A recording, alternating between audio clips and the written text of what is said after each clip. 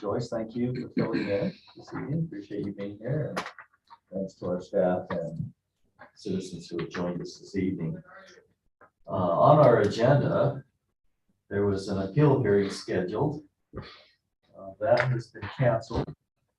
Individuals indicated that they do not want to appeal the interpretation of the International Residential Code as stated on our agenda.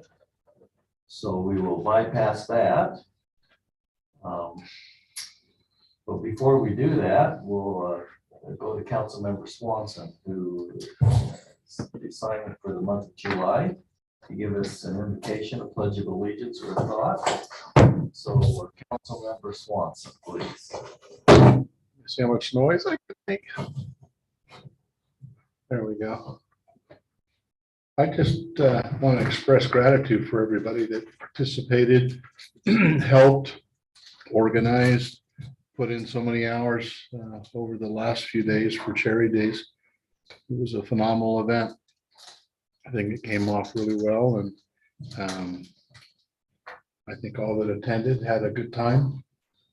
I'm grateful for our founding fathers and the messiness that they were willing to work their way through to give us our Constitution and the great country that we have, and allow us to be where we are today. So grateful for that. Will you please join me in the Pledge of Allegiance? I pledge allegiance to the flag of the United States of America and to the republic for which it stands, one nation under God, indivisible, with liberty and justice for all.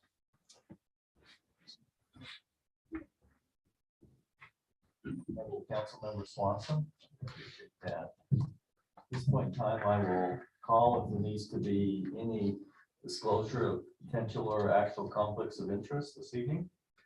Mayor, I'm not sure if John maybe can give me some direction, but one of the items of discussion, item 6, relates to family ground here in North Ogden on 1700 North. So while I probably won't financially benefit from that, I just wanted to make sure that was clear. We appreciate that. I believe even with the disclosure of the potential conflict, Councilmember Severing, you have the right to vote on the issue. So thank you for that disclosure. We appreciate that. Move on to item number 3, which is a discussion or action to consider the May 3rd, 2022 City Council meeting minutes. Council, do you have a chance to read those minutes? If so, are there any corrections? I see no corrections, so I'd be looking for a motion to approve those minutes of May 3rd, 2022. Do we have a motion? So moved. So moved by Councilmember Ekstrom. Do we have a second? Second. Second by Councilmember Dalpas. Is there any further discussion? All right, all those in favor of the motion, please say aye. Aye. Motion passes unanimously. We'll now move on to item number 4, which is a discussion or action to consider the May 10th, 2022 City Council meeting minutes. Are there any corrections to those minutes? Do we have a motion to approve those minutes? Move to approve. Thank you, Councilmember Swanson. We have a motion to approve the minutes of May 10th, 2022 City Council meeting. Do you have a second on that motion? I second. Thank you, Councilmember Severing. Is there any discussion? Seeing none, all in favor of the motion, please say aye. Aye. Motion passes unanimously. We'll now move on to item number 5 on our agenda, which is public comments. Those who are here would like to make some comments, you're welcome to do so by stepping up to the podium, stating your name, and if you're a resident of North Ogden. And I would ask that you limit your comments to 5 minutes. So now would be the time. And John, do we have anyone online? 2 no raised hands. Okay, Sandy? Hi, Katie Cochran, North Ogden resident. I have a few questions about the amphitheater. So I recently learned that it's being kept at 72 degrees all year long. Is that correct? It might be colder in the winter. How much? So is the AC running all summer and the heat all winter? And if that's the case, does anyone know how much a year that's costing and why it's being done? I mean, I've heard possibly there's equipment in there that needs to be kept at a certain temperature, but if that's the case, can the equipment be moved somewhere else? Because the building is used how often? I mean, it just seems like a lot of, my house isn't at 72 degrees in the summer.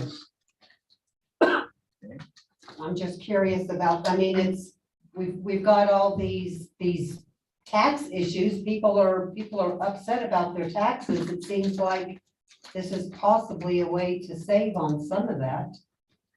Yeah, I did have a conversation with Mr. Call about that. John, do you want to respond?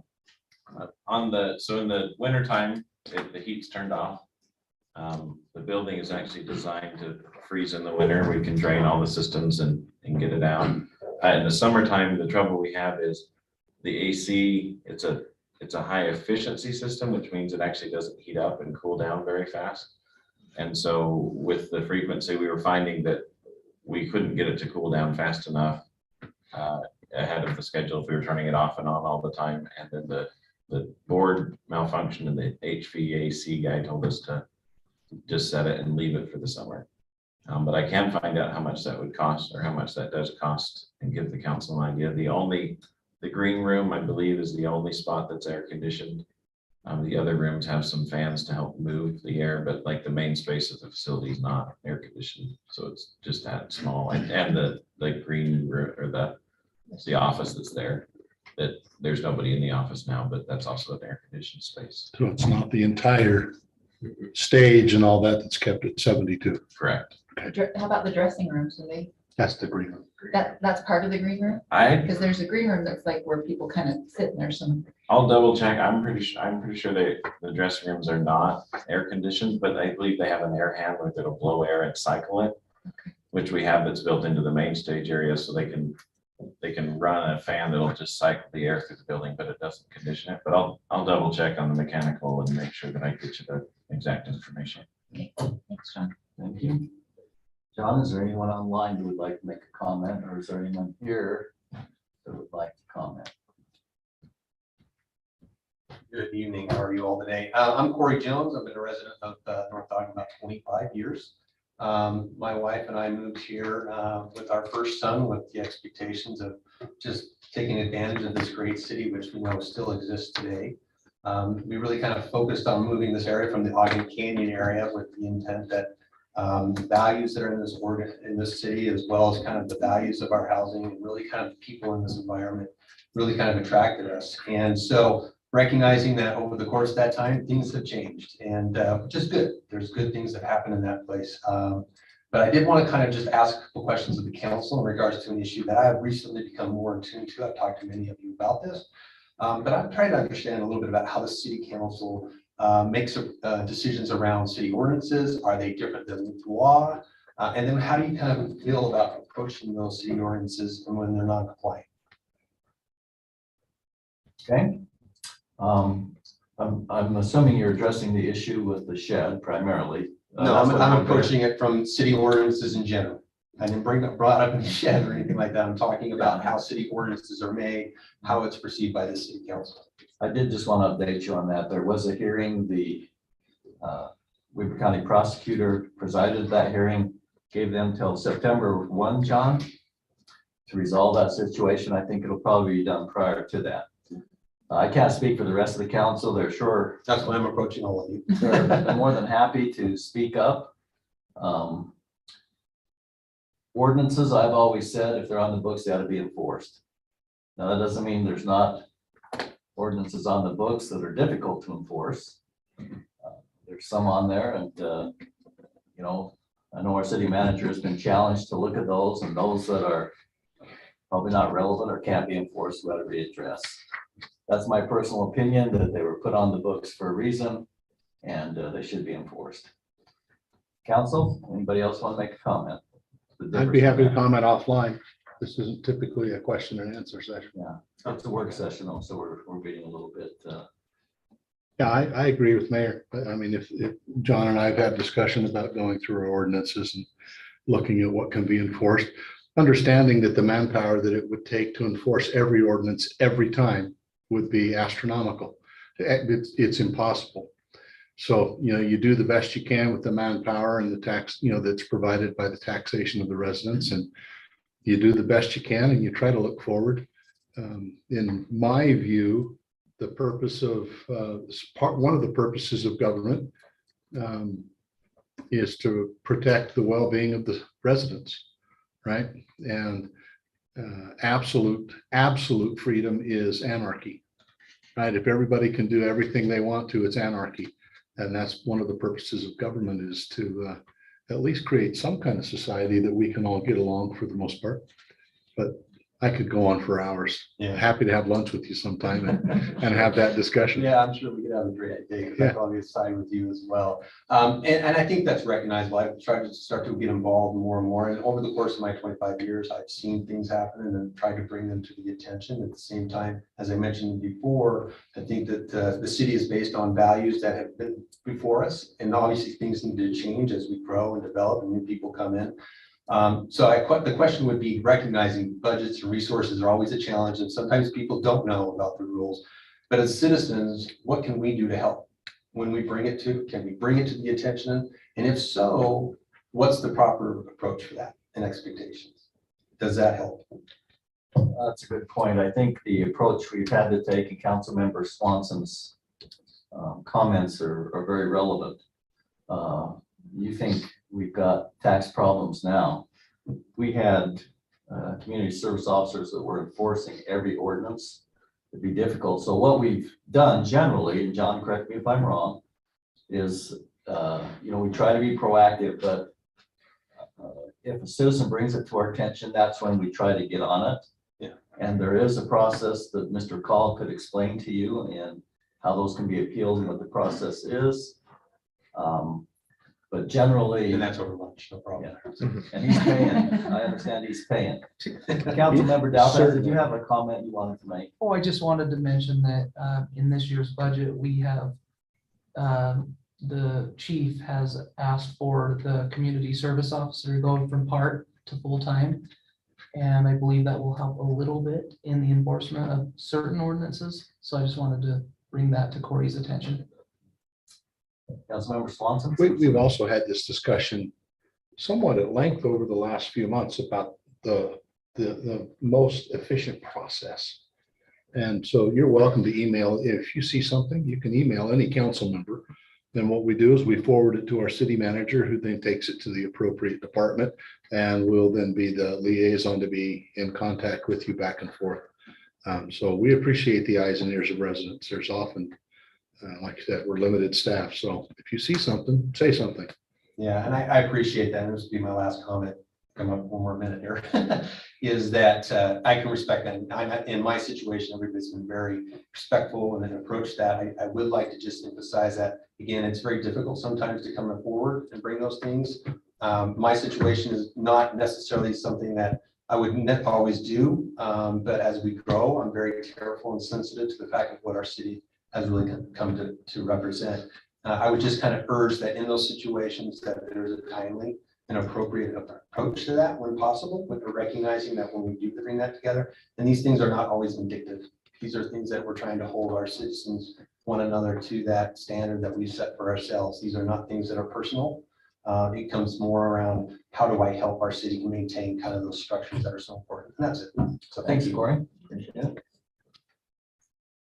John, any comments online? Lost my. And for those that are here tonight, to Councilmember Swanson's point, since we're in a work session, we're a little bit more casual than we normally would be.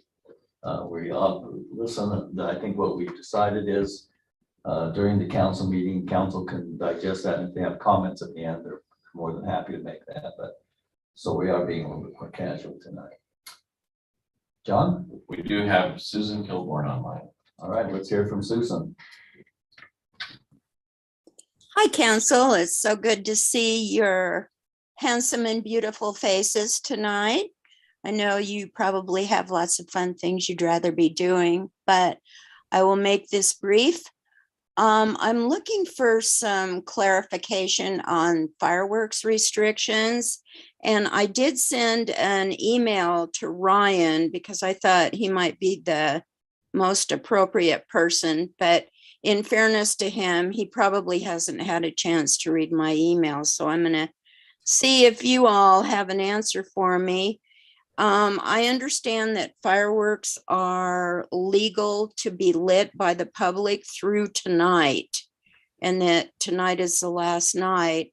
And I'm wondering if that's true here also in North Ogden. And if that is the case, I'd like to know why the flashing no fireworks above heading up towards the Lakeview Heights area and beyond was removed today. Thank you. Councilmember Walker, would you like to give a brief response? Yes, so fireworks are allowed to be shot tonight. The reason we had 3 billboards out, and they're actually paid for by the fire district and not the city. The reason they were removed today is with 4th of July on a holiday, on a weekend, we put them out Friday, which was actually the first before they were able to be shot, and we only have a certain amount of budget. So they went a day early and we had to get them picked up today. We're kind of hoping that people have seen them the last 4 days and they will follow through tonight. So we're just taking the gamble that we still have the ordinance out saying they're not allowed up there and they still can be cited if they do shoot them up there. We found that the electronic billboards are more effective than us putting up banners. Well, we do have a problem up here. And I've talked to Mayor about it. And Phil, you live up above me. You know what the situation is like. And you have more trust than I do, I guess, Ryan. I would like to think that people would abide by the law in all respects and all ordinances, but it's just not the case up here.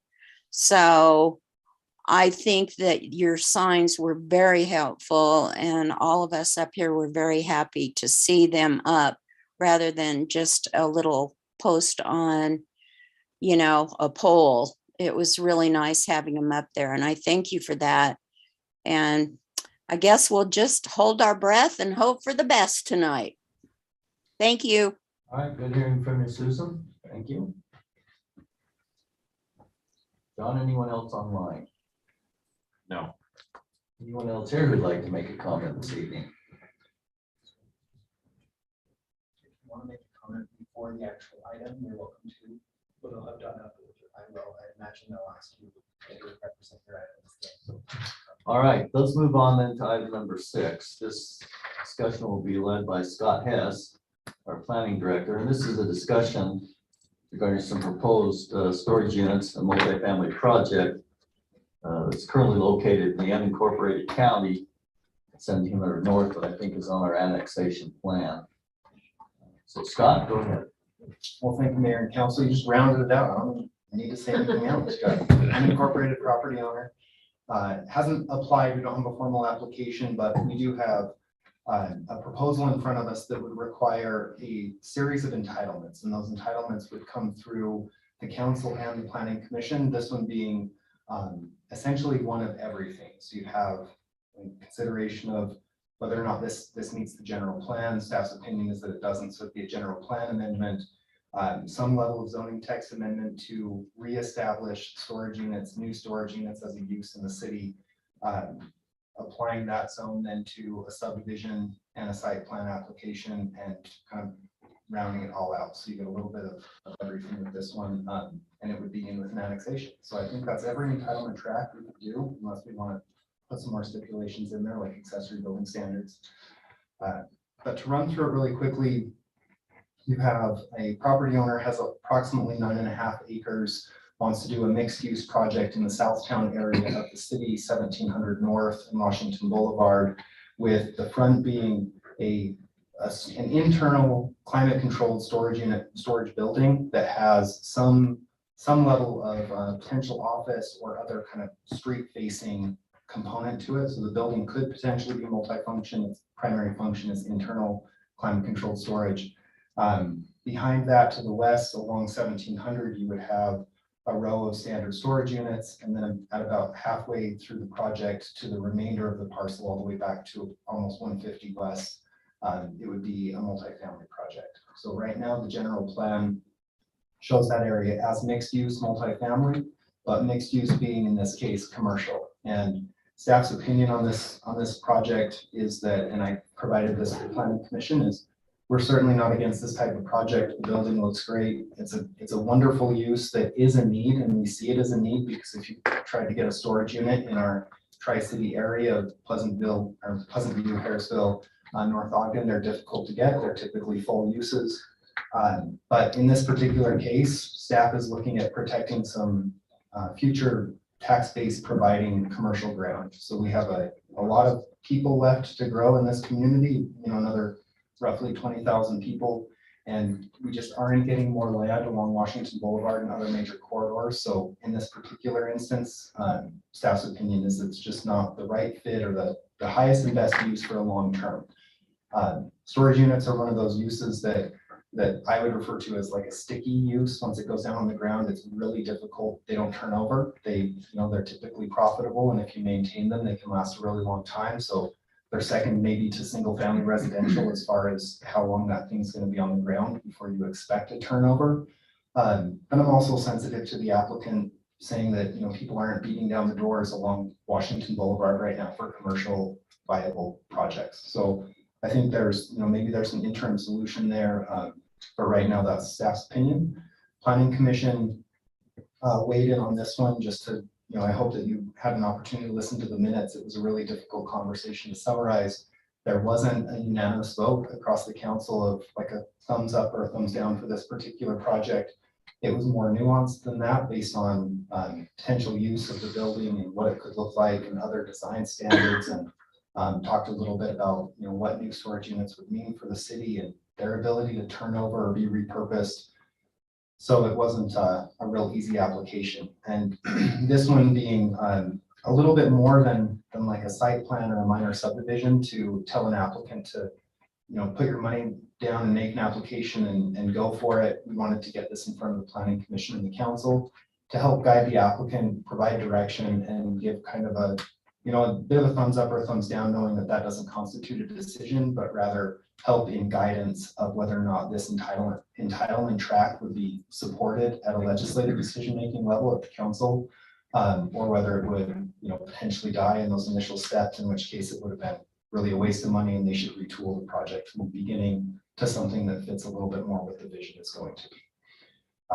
With that, happy to answer any questions. And we have the applicant here to represent or the property owner rather, to represent the project. Okay, thank you, Scott. Council, do you have any questions for Scott while he's here with us?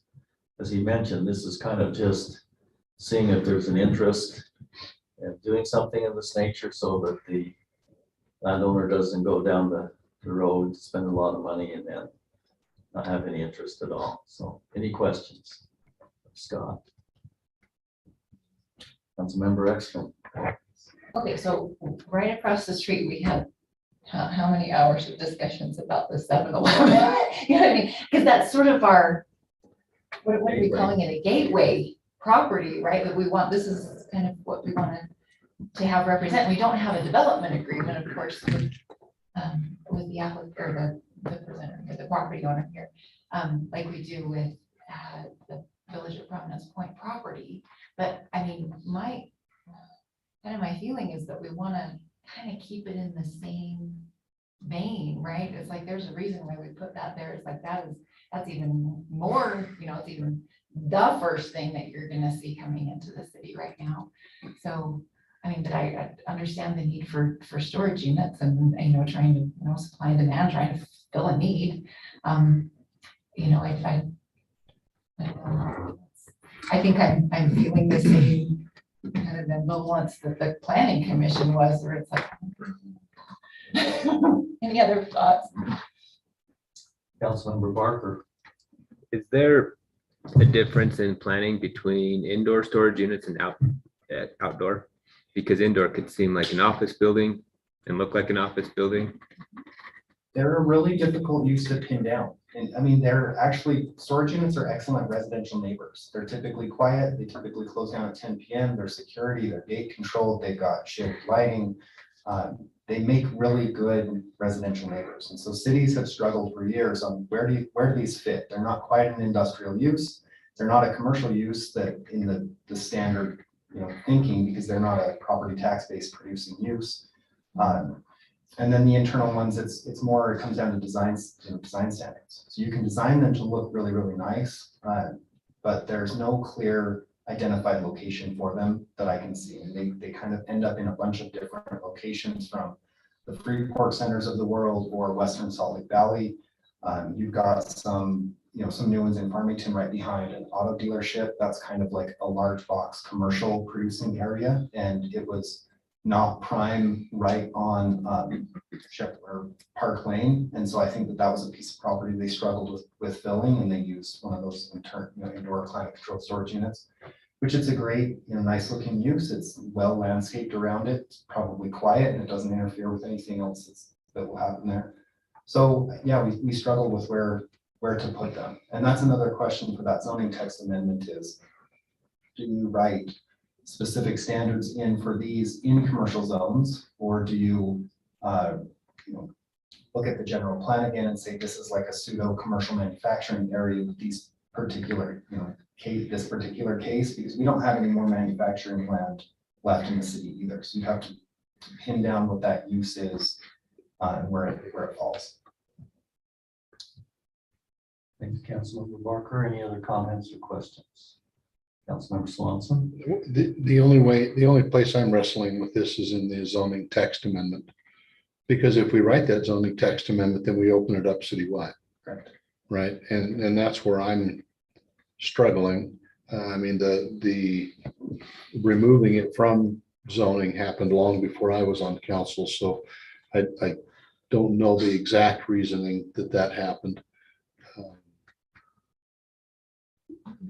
But that's where I'm wrestling in my mind is that a door that we want to open in other areas of the city? Because it wouldn't be just in rewriting that or amending that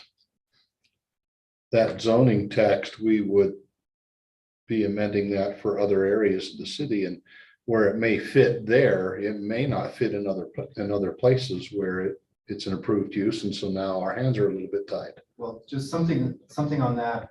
One, the council and the legislative decision-making, it's not like the administrative decision-making. You're under no obligation to administer the code in this case. You're developing the rules as you go.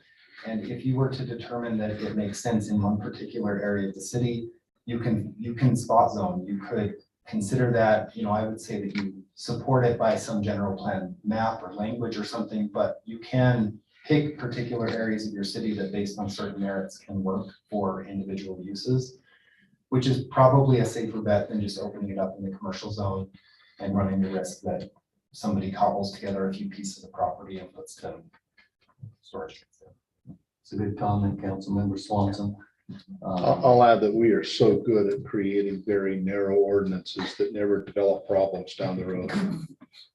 That doesn't give me additional heartburn. True. So right now, it's not even in the industrial, so we could create a new zone and spot zone like you said, correct? Yep, correct. And the only standards that exist right now are for retrofitting existing storage units that were built prior to a certain date, and they can be upgraded, which makes the most sense. You really want somebody to reinvest in their uses. Because if we don't allow somebody to update, then what they'll do is they'll just depreciate that asset down until it's nothing, and then sell it to the next user who will further depreciate it, as opposed to reinvest in it. So there's Scott, in addition to that though, there's a piece of property right on the corner that's vacant right now? Yep. What was that zone? So that piece is zoned commercial and it will be their business office. So while it will be a business office that supports the storage unit use itself, there will be no storage on that particular piece of property. So it's zoned commercial. But it's a business looking, which is similar to what Mr. Severing is proposing. Yep. One of the things, council, that I'm thinking about is because we have limited units in the city, because they're full, there is significant increases going on because of lack of competition in the city. And that's always a concern when there's a lack of competition and people can just increase their prices to whatever it may be. Competition's a good thing. Anything else? Any other council member? Dalpas? I think one of the things that's most concerning to me is just that it could potentially be a good commercial sales tax generator on that corner. And other than maybe a few odds and ends that the office would sell, such as locks and things like that, I don't think it's gonna be very beneficial to the city as far as that goes. But I'm just thinking out loud, is there a way that, as it stands right now, it sounds like that corner building is more of a office space, but just throwing it out there, is there any way for him to get creative and, you know, make a space for a restaurant or something like that that's incorporated into his building that has some sort of commercial draw? I'm just throwing that out there, but overall, I just worry that it's going to be there and won't be able to generate much. Councilman Dalpas. Scott, what is the county ordinance? That property is now in the county, so, Agricultural A1 right now. but could he get that zone? Does the county have a zone for? I don't know what the county's general plan shows, but I think that'd be pretty unlikely. The counties, for the most part, are not trying to provide municipal services at a municipal level of development, short of a city not being able to provide that. So the likelihood of getting the multifamily aspect and really even further investment in the commercial business, I think is low. But I haven't checked the general plan to see how open it is and what the uses are. You're aware that the county just allowed a large development out here between Plain City out there. So I would say that's out there though. That's not right. Heart of North Ogden. But I guess my question was, if it ended up there because it's a county property, but would the city prefer to have it, or? That's an With the excellent county. question. Yeah. And we can't, the city could provide feedback, but again, that's a legislative decision. They have broad latitude in making those at the county level as well. Councilmember Barker, please. One last question I have, and this has been my interpretation of why no cities like storage units. They do nothing for the city. We don't get sales tax, so you make commercial ground with no sales tax. Yeah. How come we don't get sales tax when they're renting the units?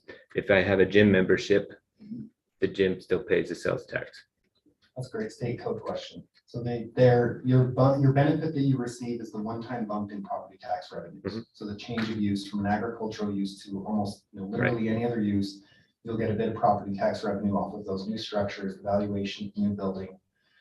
And so you'll see that one year in your general ledger, and then from there, it's just that minor increase in property tax that you'll expect in perpetuity. And it's not typically, you can design a building to be anything. Cannery is an excellent example of this.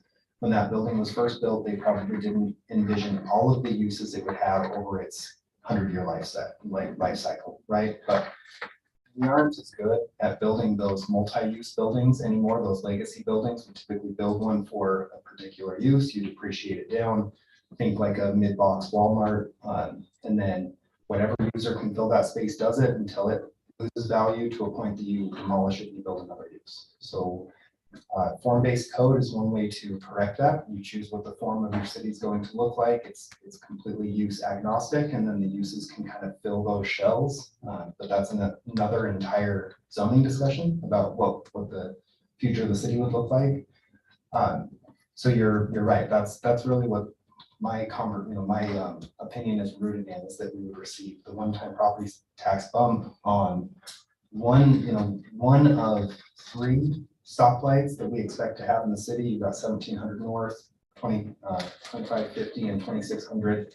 And UDOT isn't in the business of giving those out and trying to slow their state highway. So short of some real massive changes in land use along the Washington Boulevard corridor, I think that your ons and offs and stoplights are pretty well established, and this is, there's a corner here where the property owner owns a piece of property that may not today have real viable commercial. I understand, we have had that fight with Village of Commerce Point trying to find commercial users, but there will come a day when that stoplight will be exceptionally valuable to a user on that corner.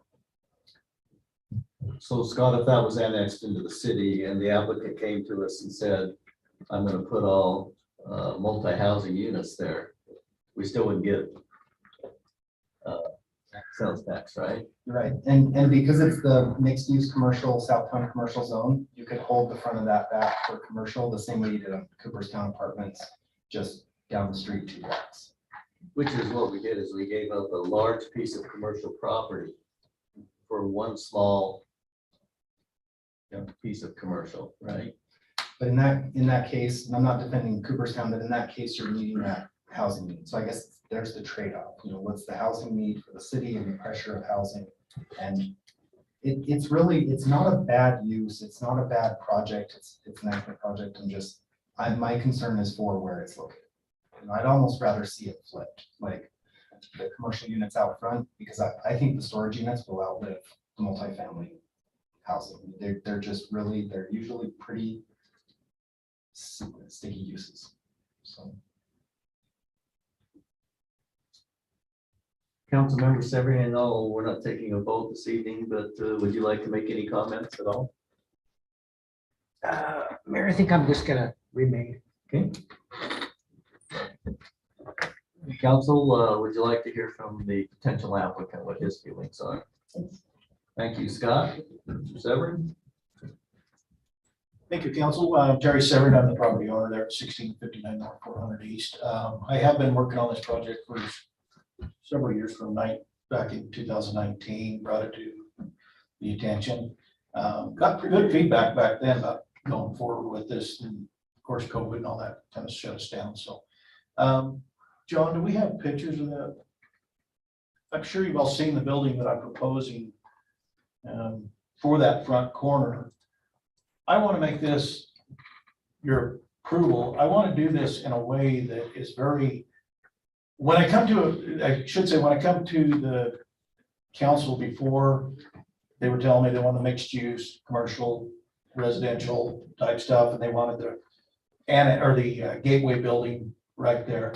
When I ran across this building, I just thought this is a gorgeous building. I think it really looked nice right there. The opposite corner would be more ideal where the 7-Eleven was gonna go, but that's not my property. Being's coming in, you're gonna be focusing more on those buildings on the north side of that street, in my opinion.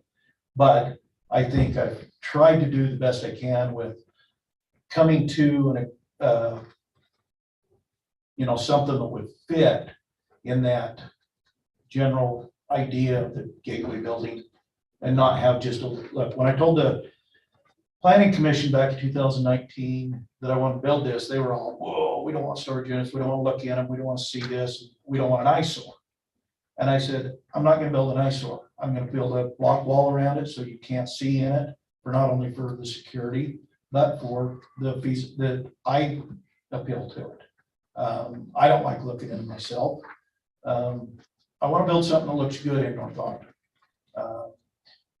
Mayor had talked about what Weber County idea there is. They really don't have an idea. I've been to them. They wanted me to come to you guys first before they approached, to see if you guys would even accept it. I've been to them a couple of different times. They still keep trying to get me to come back to you guys. And they said, if you flat tell me no, then come back and see us. But they really would like me to go here. I have no problem coming into North Ogden. They do allow storage units in their C1, C2, and C3 zoning. If I remember right, there is storage units in those zonings for Weber County. But again, they're still trying, because they're still showing, they honestly are using your what do you call it? General plan as their guidance for coming in. But they have also admitted, yes, if city won't work, you're still in in Weber County. I would like to work with North Ogden City. I was born and raised here. I want to make it look nice. I want to do something that's appealing to the city. And, I mean, yeah, I could come back and say, okay, well, we'll just keep the front patch and do all the rest townhomes or apartments or whatever.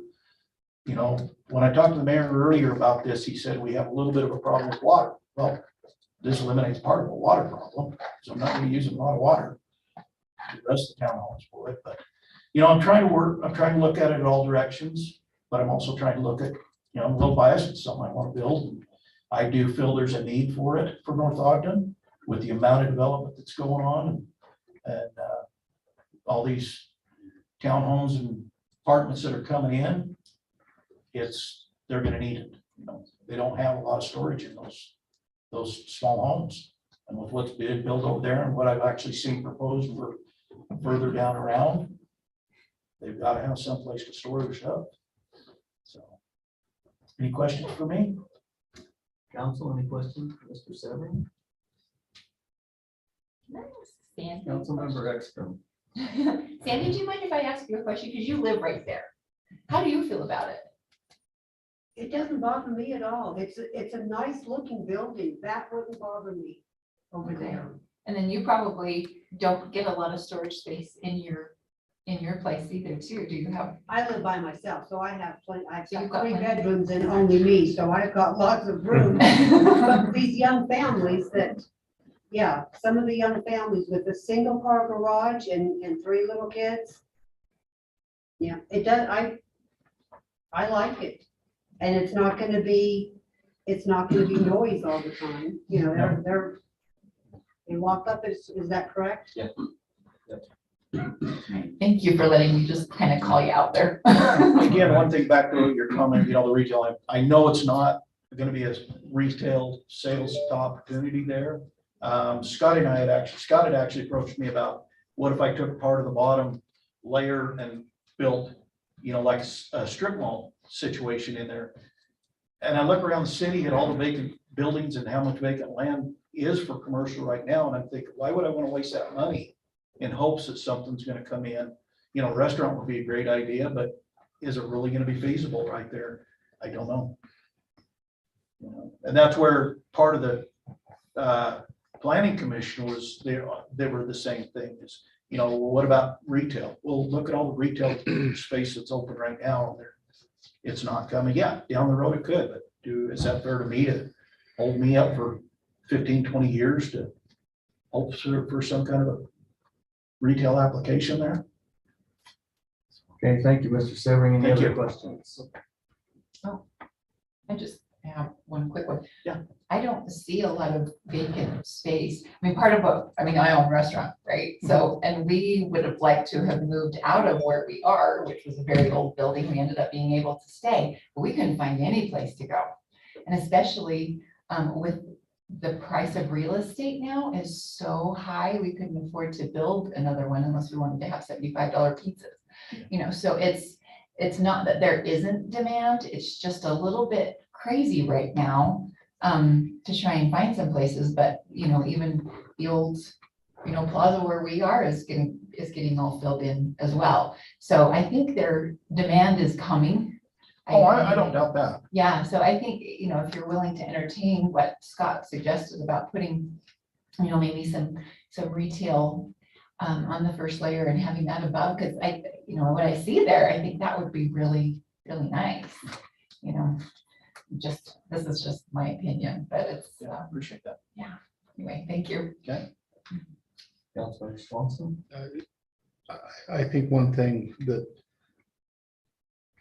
as I think about this and have thought about it, one of the other pieces that I'm wrestling with is that sometimes I can get myopic in my desire for things to be a certain way for the city and for certain things to come out. And frankly, at times begin to lose sight of personal property rights. We see that in our state and in our county and in states throughout the country. So that's just something for me that I have to keep alive, as well as to make sure that as I'm working to find the solution that works well for the city now and into the future, that we're also not inappropriately inhibiting those personal rights. That's a really tough balance. It's tough. I'm grateful for Scott and staff that help us maintain that, but just as a reminder for myself and that is something else that we wrestle with. You know, I'm still confused and correct me, Scott, but we just took a piece of commercial property and we're putting an office building on it. It's not gonna generate any sales tax to the city. Right? So, you know, I'm kind of try to be as consistent as possible on that. So I'm thinking, what's the difference here? From your opinion?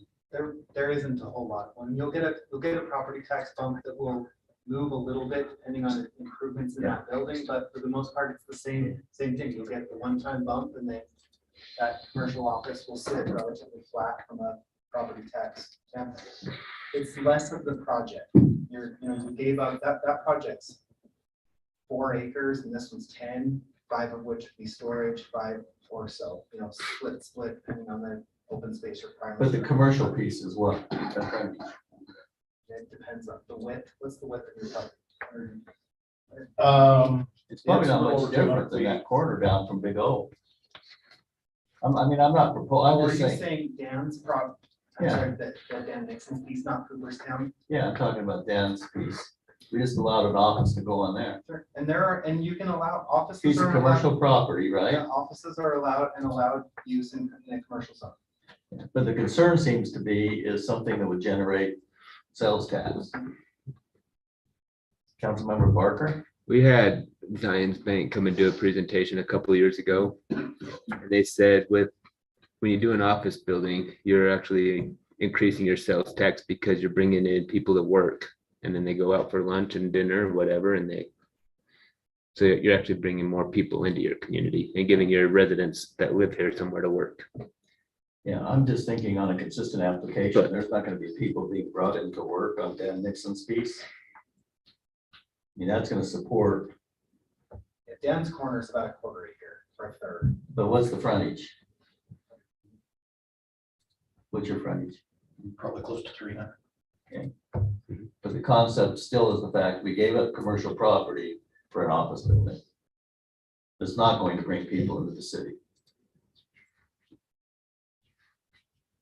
I'm just trying to, in my mind, have some form of consistency here. But I mean, I remember that study, Councilman Parker. And there was the debate on what to do, I think, on 2600. The difference between putting office buildings there and commercial. Which is our hope that that's gonna be developed hopefully here soon. Our hope. Hope. Nothing's for sure, Yep. until it's for sure, right? And then it's still not for sure. Any other comments? Okay, let's move this along then. I'm just gonna go down and, Councilmember Dalpaz, so what do we tell Mr. Severing here? Is the council seriously willing to consider that or not? I think if he were willing to incorporate some retail space on that bottom level, that would make a big difference for me personally. But as it stands right now, I'm a little worried about losing one more spot to some potential commercial for the future. So I'm kind of in the middle there. If he were to say, I'm open to that, then I think I'd consider it. Councilmember Swanson. What do you? I'm willing to consider it. Okay, thank you. Councilmember Barker? I was really hoping this fire was gonna be real so I can get out of this meeting. No, I'm Where willing is to, it? I can flame it up for you. I'm willing to consider it. Okay. Councilmember Ekstrom. I'm in the same position as JD. I would really like to see if he's willing to put some retail, but I'm still willing to consider it. But that would just be my hope and my suggestion. That would strengthen your position. That would strengthen my position. Thank you. Councilmember Severing, you still kind of hanging loose there? Okay.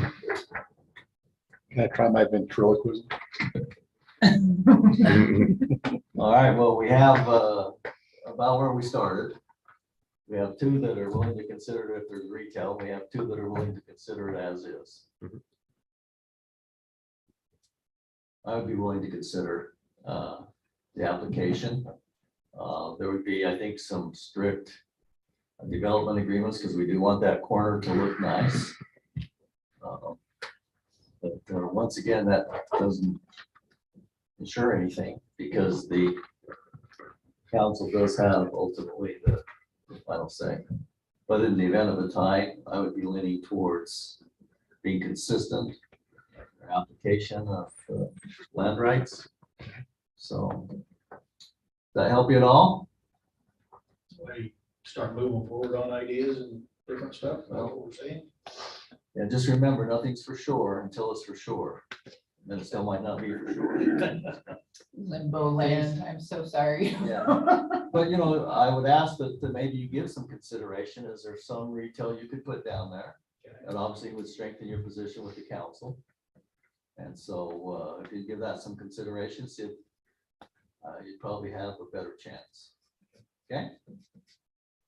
All right, thank you. We'll move on then to item number 7. Kai Johnson, who is one of our technicians in the planning department, would like to talk to us about accessory building standards in the R2 zone. Kai? Mayor and council, this is coming before you.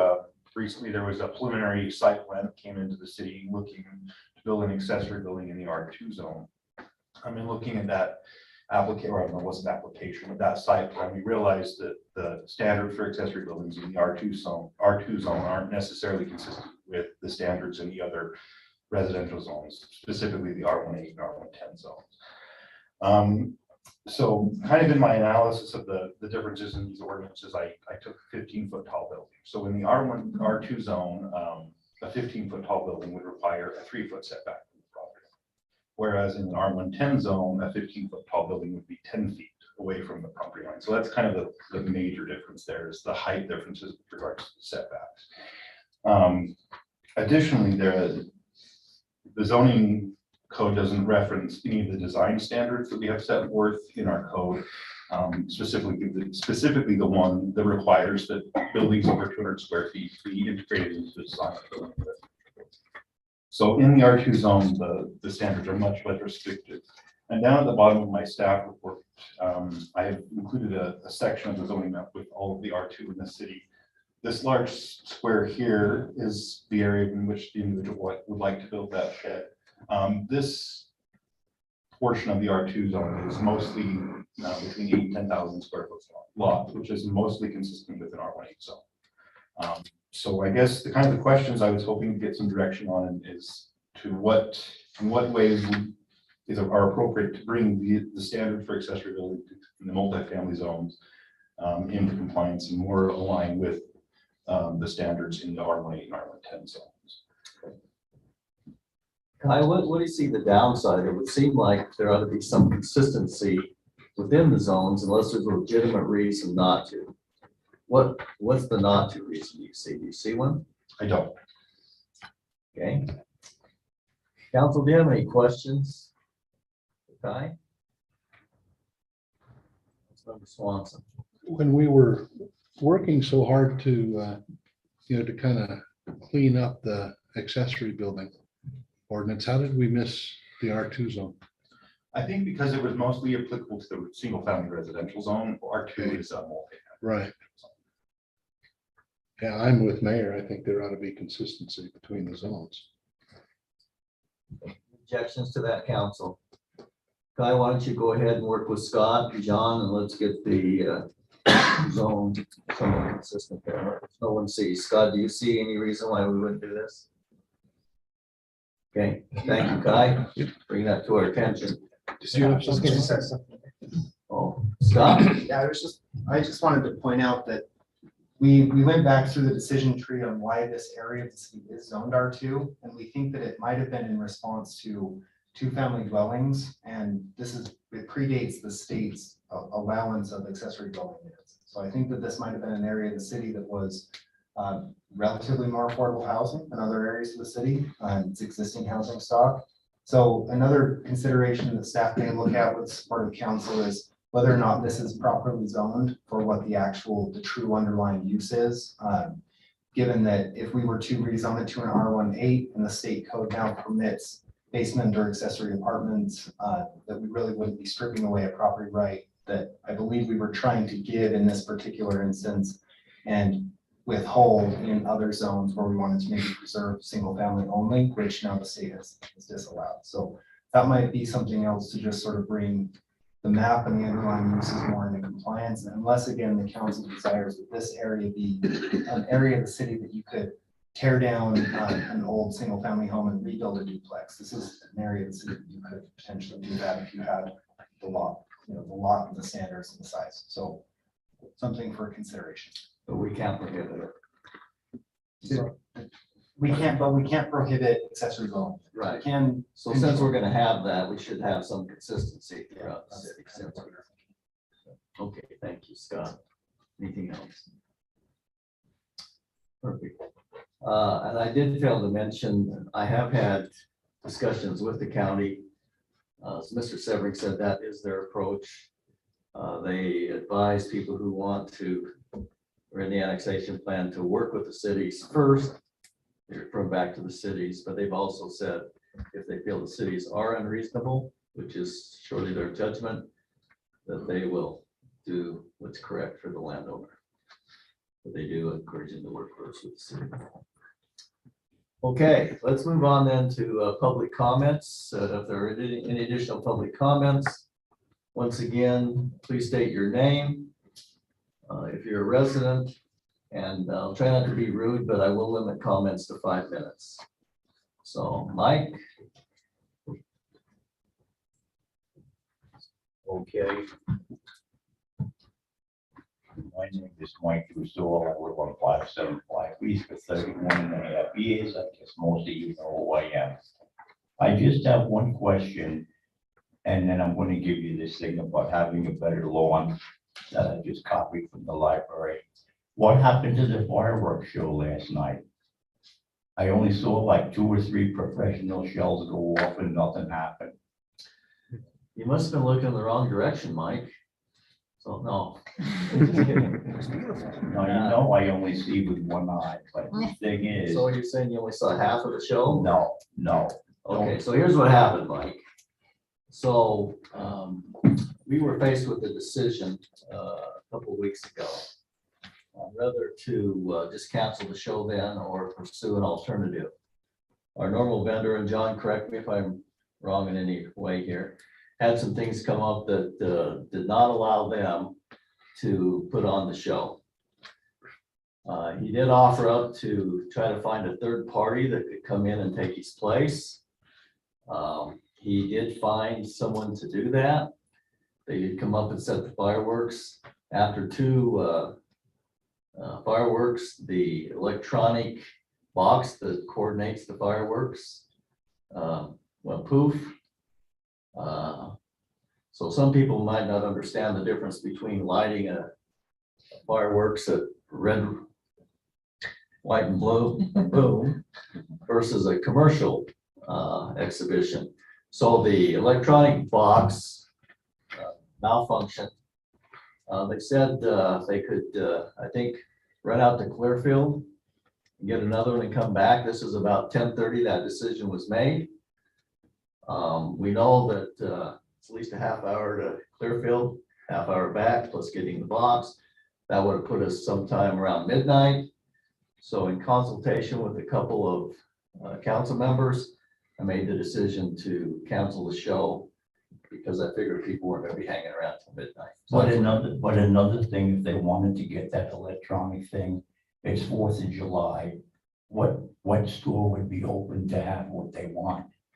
Well, I think they had probably a backup, but your point is good, Mike, because on the 4th of July, there's a lot of fireworks, and I'm sure about Yeah. most of their equipment was in Now, use. let me just ask you one thing. I've had some knowledge with those kind of fireworks when I was in New York. And we didn't like anything by electronic stuff. We lit everything by hand. And the thing is, I used to know this guy whose mother and father was from Italy, and he had a firework factory. and all legal and everything. And I used to help them shoot the shows. Now, when you get your fireworks, did you get the, I know there's one firework place in Logan. It used to be called Fireworks West. Do you get your fireworks from those people or do you get them from somewhere else? I couldn't answer that question. I don't think we get it from them, Jim. No, No, Councilmember Barker is indicating the answer to that is no Nope. also. because as far as I know, unless they change the regulations, that alcohol, tobacco, and firearms controls fireworks. That is correct. And after the Kennedys were assassinated, they restricted all these fireworks that anybody used to be able to buy. And now the largest firecracker you can buy only has 50 milligrams of powder, which an aspirin has more than that.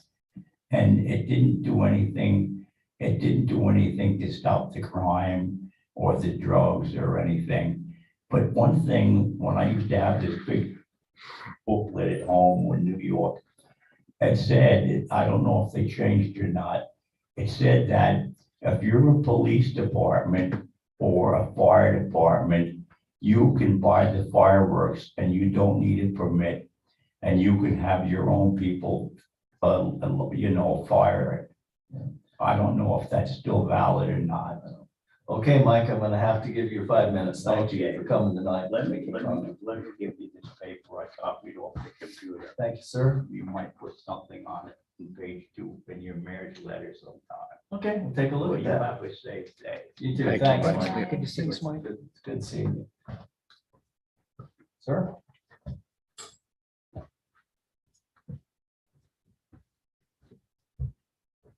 Mayor and council members, my name is Dave Shoup. I own Coldwater Animal Hospital. I've stood here before you before in an effort to get you to comply with what you had promised me. At least Dave Espinoza, who works for North Ogden City, promised me. Mayor, just moments ago, you said that you wanted an attractive building because I believe you want North Ogden to be attractive. Well, as it is, the construction that went up and down Washington Boulevard with the new road has caused some damage to my property. I've asked time and again to have it repaired. It has not been done. When I talked to council member Ekstrom, she thought that my expectations were a little too high. So I sent her today to try to get some reasonable requests or expectations from you as a council. What should I expect from North Ogden City in this regard? I've asked you to repair the rock on the stand. I've asked you to put sod down. And now I'm still lacking weed barrier and bark. It's a little thing, needs to be done, hasn't been done. I'm curious as to why. Mr. Shoup, could you just expand on what hasn't been done, what your expectations are? There was a list that was made and given to Dave Espinoza last fall. He has that list. From my knowledge, there's the monument stands. The rock on those is a plastered rock, fake rock that goes on the outside. When your compactors came by to compact the road, it shook the building and the rock enough that it made the rock fall off the stands. So that rock needs to be replaced. And it's not my job to do it. As I explained to Council Member Ekstrom, if you make the mess, you clean it up. That's what you learn in kindergarten. You know, you get your toys out, you put them away. You make the mess, you clean it up. If you want me to clean up your mess, I'll do it, but I'm gonna charge you out the nose for it. And quite frankly, it's been a year. Is my expectation to have this fixed too high? So let me just ask, so you're saying there was some rock that was, There's rock. To answer your question, replace. there's sod that still needs to be replaced where it was tore up and still is not fixed. There's a sprinkler head that's broken that needs to be fixed. And there's along Pleasant View Drive where you put the new sidewalk in. You put the sidewalk in, but then you fill dirt in and now the weeds are gonna come up right in that dirt. So there needs to be weed barrier and bark on it like it was before you tore it up. okay, thank you. Now, my council can always disagree with me, which I appreciate.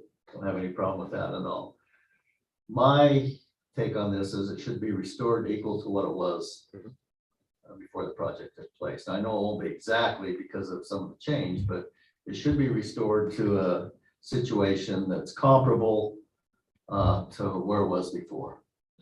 So council, am I off base on that? Councilmember Swanson, did you have a Could comment? John correct me if I'm misunderstanding, but I believe there is a contractor that's handling that as far as the sprinklers and the sod and all of that, correct? It is a contract through Granite Construction. Through Granite Construction. John, what does our contract require the contractor to do and what's the time? Because it is our, you know. So I it's know our that they're contract. not finished with all of the landscaping on the right of way yet. They did move their equipment down early or to get the sod in and the sprinklers fixed, but I don't know the additional details that we're talking about. What is the requirement for the contractor time wise? Because the project was finished, what? So it was Last supposed to November. be by the fall of last year, but with the water being turned off by Pineview, they had till this spring. And we're now outside of spring, so I don't know what the expectation is. I haven't talked to the Yeah, contractor. let's find out what the penalty is because, you know, it is our contractor, to Councilman Swanson's point. But we're the ones that signed the contract. They do work for the city. So Mr. Shoup, what we'll do is we will look into that contract. I didn't see anyone disagree that it should be restored to a comparable situation it was prior to the construction. And I'll have Mr. Call get back to you on what the contractor's obligation is to get that done. When? John? I'll have to get in touch with the contractor. I hate to promise the time because it'll be this week. Okay. I'm out of town this week, but I will leave you my cell number if it's appropriate, and you can call me on my cell. Okay, I think I've got your cell number. Okay. I think Mr. Call said he'll make every effort to contact the contractor this week. So my expectations that it will be done, give me a date, Done what? everything completed on my property. I don't think we give that to you until we review the contract and talk with the contractor. That's what I'm asking Mr. Call to do, is see what the contractor's obligation is. What the So- penalties are for lack of. If there is a performance. penalty, who receives the penalty? Shouldn't it go to the people you've hurt? No, not necessarily. I don't think you're a party to the contract. But it will be But restored. I'm the one who's to affected. Will be restored comparable to where it was before. Yeah, I've heard that before. Okay, well, I guess you're hearing it again. I'm just telling you the truth. I'm not gonna sit here and tell you something that we can't do and can't live up to. It's already been done. Well, all You right. lied to me. I don't like being lied to. Wait a minute. I don't think anyone on this council lied to you. Charlotte Ekstrom said What- she would call me the day after I was stood here before, and she did not. I said I would try and call the next day and I didn't have the information. When I say I tried to something, that is very different than promising to do something.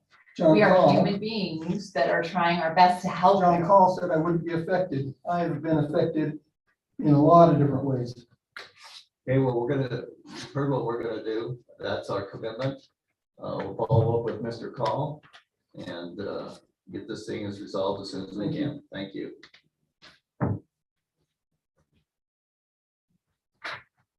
Okay, are there any other comments someone would like to make this evening? All right, Anyone online, John? No raised hands.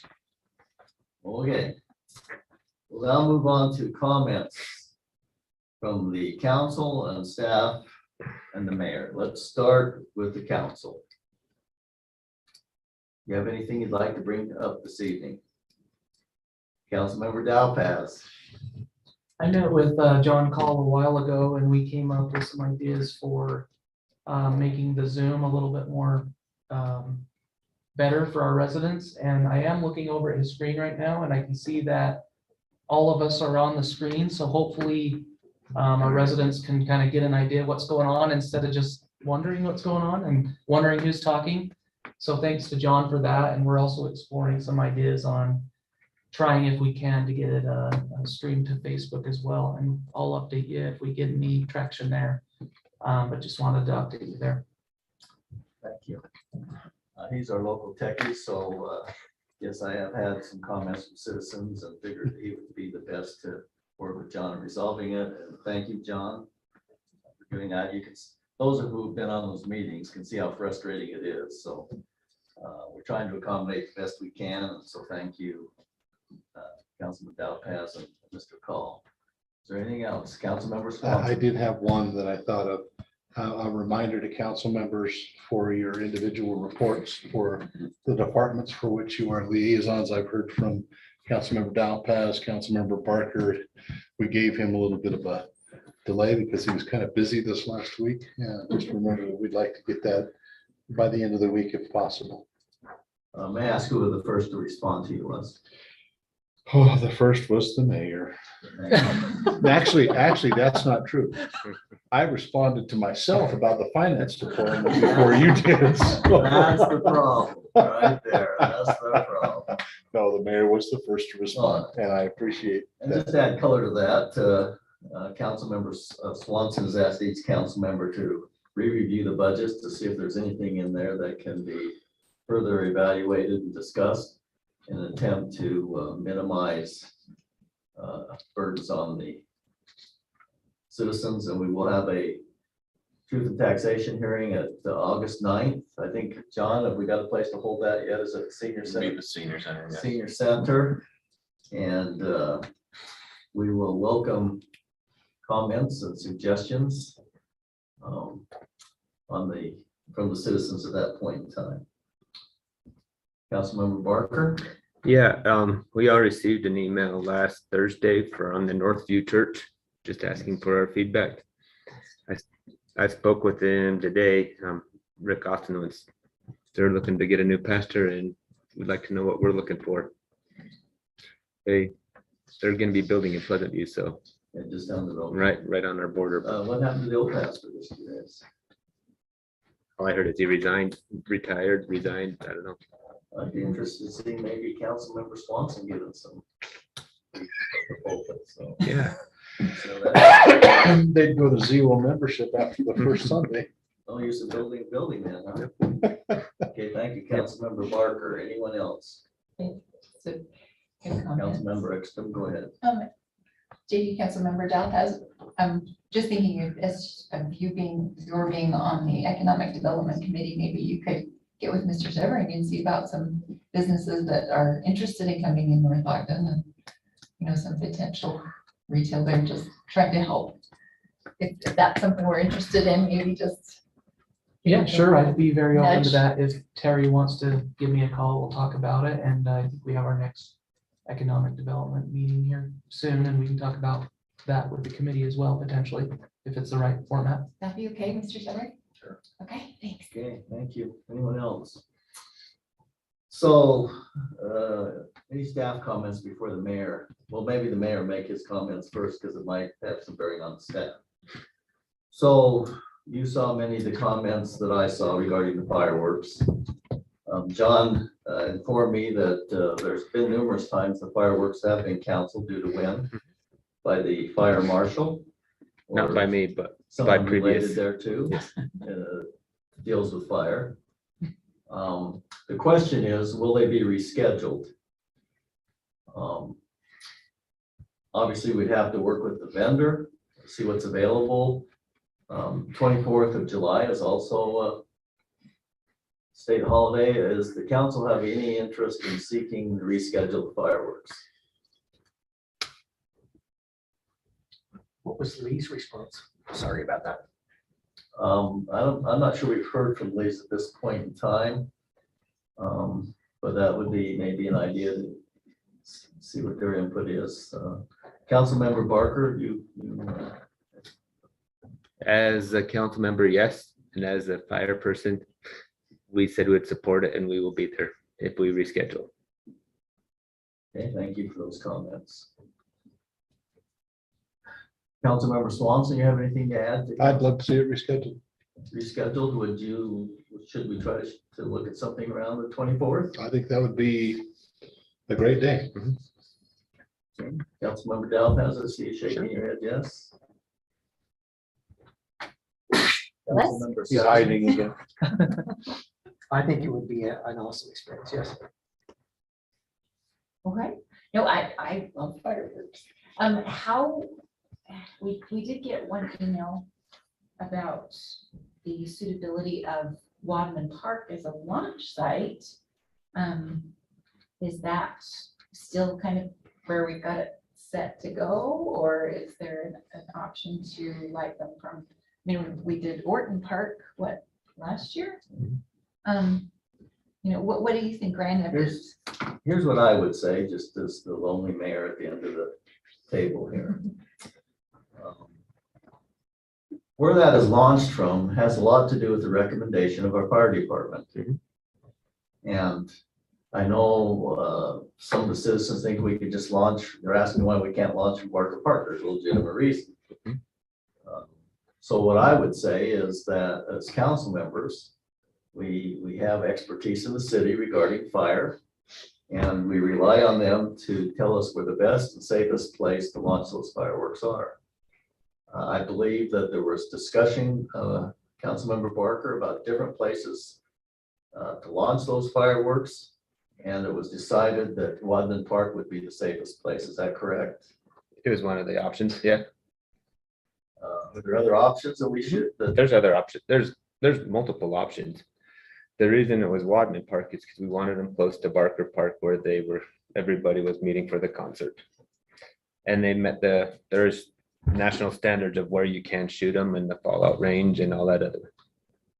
So not being any concert, perhaps there's other ideas that could be brought to the Parks and Recreation and approved by the council. So that being the fact that the council would like to reschedule looking around the 24th, if you would get to with the park, since that's your area of assignment, and see what their thoughts are, and we're the best place, I think, for viewing now that we don't have a concert. I think the show is for the citizens, so let's find the best place that's viewable as much as possible for the city and the safest place and make a recommendation, okay?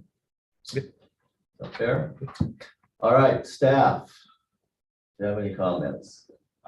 Just one from me. I did pull up the amphitheater plans and the rooms are in two different systems. So I'm not sure what the temperature set at in the dressing room, but I will check and let you know.